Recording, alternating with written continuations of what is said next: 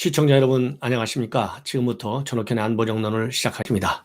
시청자 여러분들, 오늘 서울 날씨는요 상당히 변덕스럽습니다. 이 비가 오다 해가 뜨다 바람이 불다, 여러분들 건강 각별히 유의하시고요.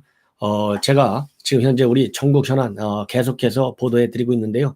이 전국 현안들 돌아가는 거 보면 정말 머리가 아픕니다. 이 날씨 변동만큼이나 이 전국의 기상도가 수시로 변하고 있어요. 그러나 전반적으로 보면 이제 심판을 받을 순간은 결국 내년 3월 달에 오기는 옵니다. 그런데 우리 국민들이 말이죠. 이 전국의 중요한 말하자면 이 여당의 또 이 청와대 전국 주도 행태에 관해서 이 비평적 분위기가 많음에도 불구하고 이번 이 한미 정상회담과 관련된 여론조사 결과가 방금 나왔어요. 이걸 보면 우리 국민 여러분들께서 이 언론에 기울어진 운동장 환경을 감안한다 하더라도 아직까지 특히 이번 한미 정상회담과 관련한 실질적으로 문재인 대통령이 얼마나 이 헛수를 뒀는지 잘 모르시는 것 같아서 상당히 안타깝다라는 말씀을 제가 감히 드리고자 합니다. 그렇기 때문에 제가요 지난번 한미 정상회담과 관련해서는 한 35분짜리 40분짜리 두 번에 걸쳐서 집중적으로 분석해 드렸어요. 다른 언론 매체에서 이 가지가지 갈기갈기 나눠서 이 보도를 많이 해 오다 보면 그것만 하나하나, 즉 숲을 보지 않고 나무를 보다 보면요, 이 나무가 제대로 생긴 나무인지 숲이 제대로 나무를 키울 수 있는 숲인지 헷갈려요. 그렇기 때문에 제가 조금 길게 방송을 해드렸는데 다행스럽게도 우리 시청자 여러분들께서 제 긴 방송을 많이 봐주셨어요. 그 내용을 보면 이번에 문재인 대통령이 정말로 이 한미 동맹을 중시해서 방향을 바꾼 것인지, 아니면은 내년 3월 선거를 앞두고 선거 공학적 차원에서 방향을 순간적으로 바꿨을 뿐이고 내면적으로는 달라진 게 없는 것인지 제가 분석을 해드렸는데요. 지금 외향적으로 보면 한미동맹을 잘 지켜나가겠다 이렇게 해서 좋아 보이죠. 이런 이 외형적 흐름만 보고 우리 국민들께서 평가하고 있는 것이 아닌가 하는 생각이 들어요. 왜냐하면 매주 목요일 날 4개 여론조사기관에서 전국 지표 조사 결과를 발표합니다. 방금 전에 보도가 됐는데 이걸 보면 한미 정상회담의 성과에 관해서 긍정평가가 55%, 그리고 부정평가가 34%밖에 되지 않습니다. 그렇기 때문에 제가 감히 우리 국민 여러분들께서 이 기울어진 언론 때문에 이렇게 정상회담에 대한 실질적 평가에 아직은 도달하지 못한 것이 아닌가 하는 말씀을 제가 드리는 겁니다. 그러다 보니까 말이죠, 이 대통령에 대한 이 긍정평가율이 다시 40%를 넘어섰어요. 42%. 그래서 7주 만에 40%대를 회복을 했습니다. 그리고 이 부정평가, 그러니까 지난주에 비해서 말이죠, 6%나 올랐어요. 이 부정평가는 지난주 54였는데 3%가 빠져서 51%를 기록하고 있습니다. 특히 긍정평가는 30대 그리고 40대에서 높게 나타났고 나머지 연령대에서는 부정평가가 앞서고 있다. 이런 말씀을 드립니다. 이러는 이 가운데 이제 여론조사 지지율에서 문재인 대통령이 40%를 넘으니까 또다시 이 고압적 국정 운영에 나서는 것이 아닌가 하는 우려를 떨쳐버리지 않을 수가 없어요.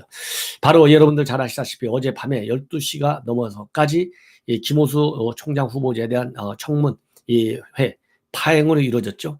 그러다 보니까 문재인 대통령이 오늘 오후 1시 50분경에 국회에다가 31일까지 인사청문 경과보고서를 보내달라 이렇게 요청을 했습니다. 그러니까 파행 이루어지자마자 바로 국회에 요청한 거예요. 이 얘기는 결국 뭡니까? 나는 국회에서 뭐라고 떠들지 간에 내가 갈 길 가겠다. 마이 웨이다. 그래서 33번째로 이 장관급 인사 청문회 관계없이 임명하겠다. 이런 강력한 이 의사를 표명하고 있습니다.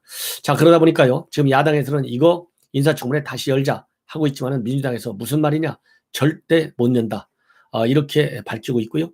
그 다음에 이 안철수 국민의당 대표는 강한 이 반박문을 내놓고 있습니다. 구글절절이 옳은 얘기예요. 이 안철수 국민의당 대표가 지금 오늘 최고위원회에서 이 발언한 내용을 보면 제가 그동안에 제 방송을 통해서 수시로 평가해 드렸던 그 맥락과 같이 합니다. 한마디로 얘기해서 이거 코미디라는 거죠. 그래서 이 기네스북에 올라가야 된다는 겁니다. 해외 토픽감이자 나라 망신 수준이다. 그러면서요, 자, 검찰총장 피의자 또는 피고, 그 다음에 검찰총장 이미 피의자예요. 이거 피고로 될 수 있어요. 더군다나 공동정범으로 되면 피고 확실합니다. 예, 그 공동정범으로 안 되더라도 현재 나와 있는 내용대로만 이 검찰에서 수원지검에서 외압에 시달리지 않고 수사를 제대로 한다면 당연히 또 피고가 돼요. 그 다음에 누가 있습니까? 이성윤이가 있잖아요. 자, 그러니 이성윤 중앙지검장. 그 다음에 또 누가 있습니까? 차관, 이용구 차관. 이미 피의자죠. 자, 이렇게 되다 보니까 법무부 장차관, 검찰총장 후보자, 중앙지검장. 그러니까 이 검찰, 법치행정의 최고 핵심 지휘란 모두가 피의자나 피고이니까 이 정도니까 토픽감이죠. 나라 방신 수준이다. 이렇게 해서 이 김호수를 임명하려고 강행한다고 하는 것은 검찰이 검찰총장 취임식 사진은 검찰이 완전히 권력의 애완견으로 전락했다라는 것을 보여주는 역사적 인증샷이 될 것이다. 지금이라도 지명을 철회할 것을 강력히 촉구한다. 이렇게 얘기를 하고 있고요. 특히 김호수의 라임 옵티머스 사건 변호 논란과 김학의 불법 금지 수사 방해 의혹 이런 걸 볼 때 양심을 팔고 후배들 손가락질을 받아가면서까지 총장을 하고 싶냐 이렇게 내치고 있습니다. 여러분들 이 안철수 당 대표가 오늘 최고위원회에서 발언했다는 이 내용 단 한마디 토시 하나 틀린 게 없는 것 같아요. 이러한 분노한 민심에 길을 붓는 것이 바로 문재인 대통령이 방금 국회에다가 김호수 인사청문 보고서 빨리 30일까지 보내달라. 자, 이렇게 되니까요. 국민 여러분들, 우리 야권에 있는 국민 여러분들, 특히 무당층 또는 중도층에 계신 여러분들께서 이러한 문재인 대통령의 독선적 그리고 이 독재적 인사 운영 정책 반드시 그 심판을 받도록 해야 되겠다라는 말씀을 드리고 싶고요. 그런 의미에서 이 김호수에 대한 총장 임명 강행은 어떠한 경우에도 막아야 되고요. 막을 수 있는 방법은 이렇게 단순한 말로 비판하고 이런 걸로 되질 않아요. 더군다나 코로나 때문에 광화문 집회도 불가하지 않습니까? 그렇기 때문에 법이 허용하는 법에 안에서 지금 김호수와 관련된 여러 가지 법적 하자들이 많이 지금 보도되고 있지 않습니까? 이거에 관한 이 법률 위반, 시민단체나 이 변호인, 법조인들이 상응하는 조치를 수사기관에 취해야 되겠다. 이런 말씀을 드리지 않을 수가 없습니다. 하기야 문재인 대통령 조금 전에 안철수 대표가 얘기한 대로 피의자 피고를 갖다가 이 사법행정의 최고 책임자를 앉히는 이러한 인사 반드시 심판할 수 있도록 우리가 결기를 다져야 된다. 다시 한번 말씀드려요. 자, 이러다 보니까요. 지금 현재 검찰에서 박범계 장관에 대한 전면전을 저는 선포했다. 이렇게 봅니다. 왜냐하면 지금 박범계 말이죠. 검찰총장이 임명되지도 않았는데 가장 중요한 게 뭡니까? 조직 인사 아니에요? 이 조직 개편을 단행하고 지금 조직 개편을 단행하고 그다음에 오늘 지금 현재 인사위원회가 열리고 있어요. 인사위원회를 열어서 이 고위 검사장의 급의 인사에 대한 말하자면 인사에 착수했어요. 그렇기 때문에 이 박범계 하면 인사와 관련해서는 신현수 민정수석을 패싱한 경력을 가지고 있고 또 이 문재인 대통령을 패싱했다는 의혹까지 한 몸에 받은 사람이 바로 박범계예요.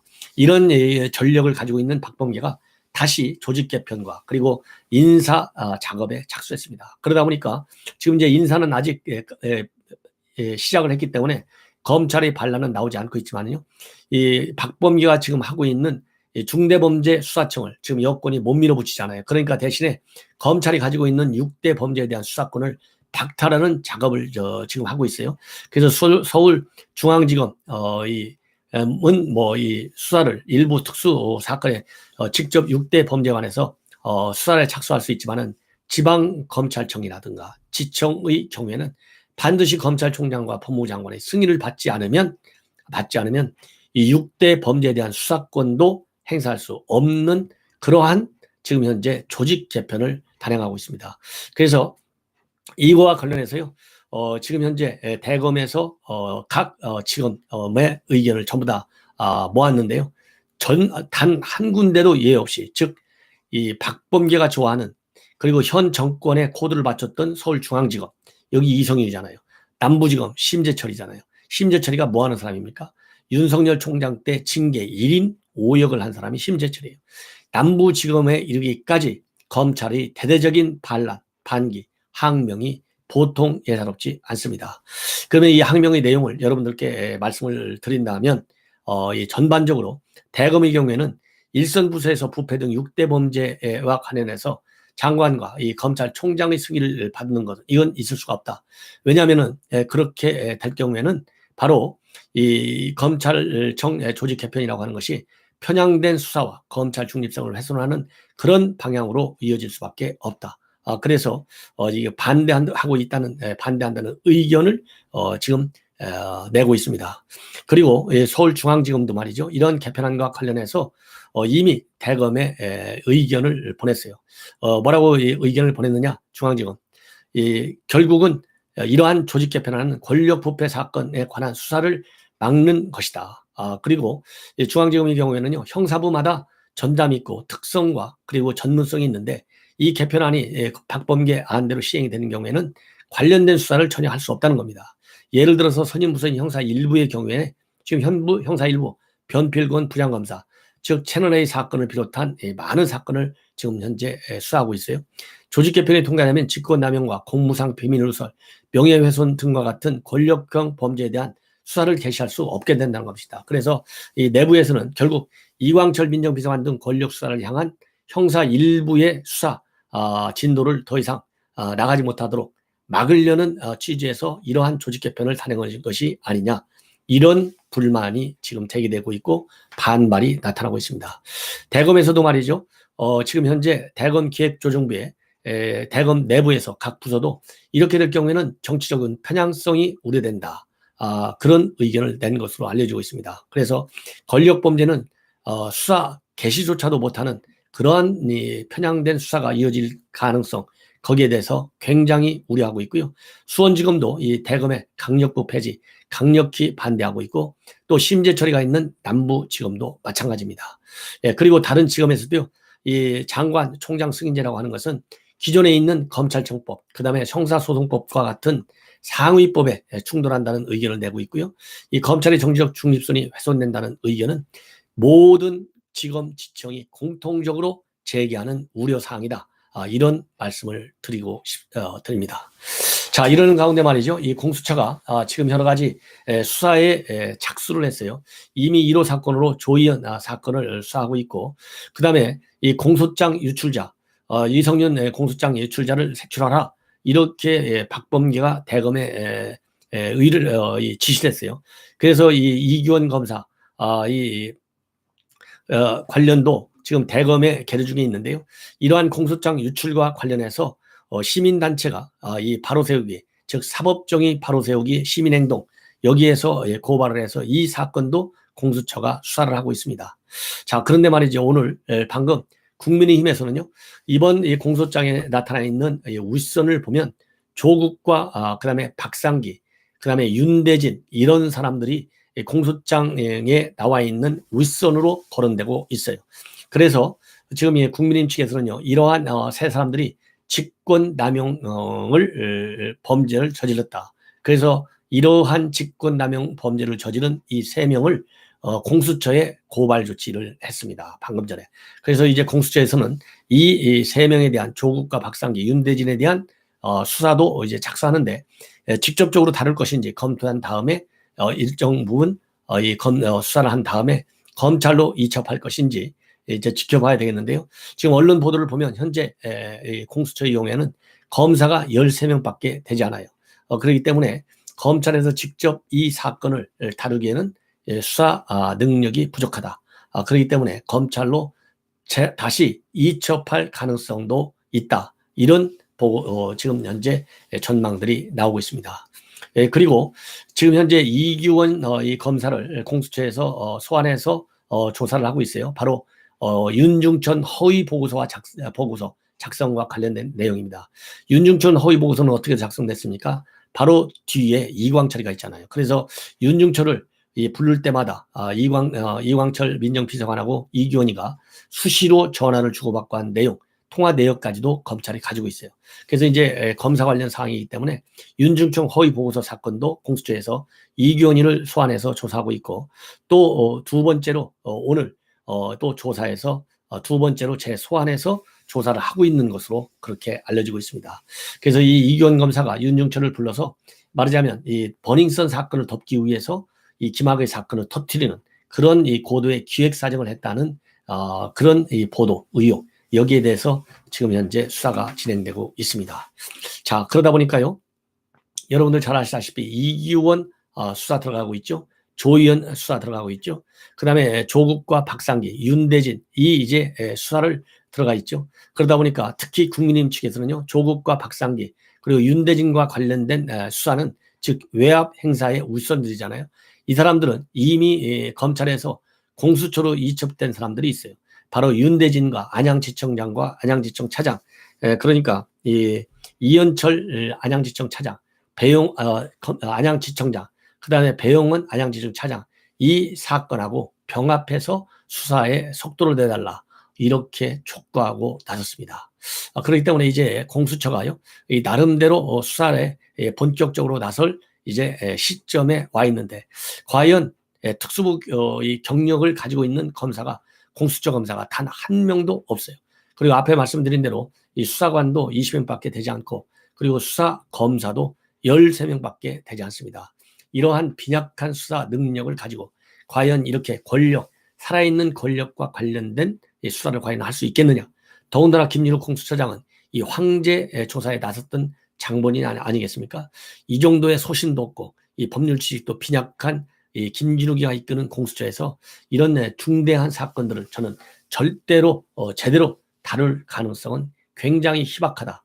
그렇기 때문에 결국은 검찰로 넘겨야 되고, 이제 김호수가 또 그런데 검찰총장이 되기 때문에 또 이번 박범계가 조직 개편을 통해서 6개의 특수 사건들마저도 검찰에서 수사하지 못하도록 검찰총장과 법무장관의 승인을 받도록 되어 있기 때문에 이러한 문제에 대한 수사 갈수록 어려워지고 있다는 말씀을 드립니다. 그렇기 때문에 마지막으로 지켜낼 수 있는 능력을 가진 이제 기관은 결국 언론밖에 없고요. 이 언론에서 살아있는 언론이다. 그리고 취재의 자유를 확실하게 자유권 행사해서 철저하게 이러한 이 권력의 실세와 관련된 권력형 비리, 검찰에서 어느 정도로 제대로 수사하고 있는지 아닌지를 이 모니터를 잘 해야 되겠다는 말씀을 드립니다. 그리고 참고적으로요, 김기현 국민의힘 원내대표가 이제 취임 한 달인데요, 청와대에서 문재인 대통령을 강하게 전반에 걸쳐서 밀어붙였죠. 그런데 윤석열 총장, 김동연, 최재형 원장 이런 사람에 대해서요, 대선에 뛰어들려면 공동보조를 맞춰야 될 인물들인데, 특히 윤석열 총장과 관련해서 이 국민의힘에 들어야만이 제대로 대선 승리를 할 수 있는 길에 들어서게 된다. 그래서 이 당 밖에서는 절대로 대선 승리를 할 수 없다. 이러한 이 강한 입장을 표명하고 있고요. 그 다음에 김호수 총장 강행과 관련해서는 이 문재인 대통령의 소탐 대실이고 소탐하다가 나라에 멍이 든다. 이런 입장을 내놓고 있습니다. 그리고요, 또 이 헌재 참 이거 중요해요. 이 헌재든 대법원이든 전부 진보파 이 법관들이 절대 다수를 이루고 있어요. 그러다 보니까 헌재에서 5.18 민주화와 관련된 중대한 판결을 내렸습니다. 뭐냐면요, 5.18 광주 민주화운동과 관련해서 피해 보상을 받은 경우에 손해배상 소송을 따로 제기할 수 없도록 한 법조항, 이것은 우연이다. 이렇게 판결을 내렸습니다.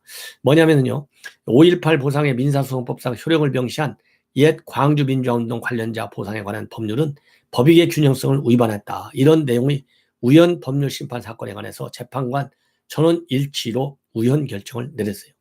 그래서 헌재는 5.18 보상법 조항을 보면 보상금을 산정할 때 정신적 손해를 고려할 수 있다는 내용이 없다. 따라서 보상금 지급만으로 정신적 손해에 대한 적절한 배상이 이루어졌다 보기는 어렵다는 겁니다. 그래서 이 보상은 보상대로 별도로 할 수 있다.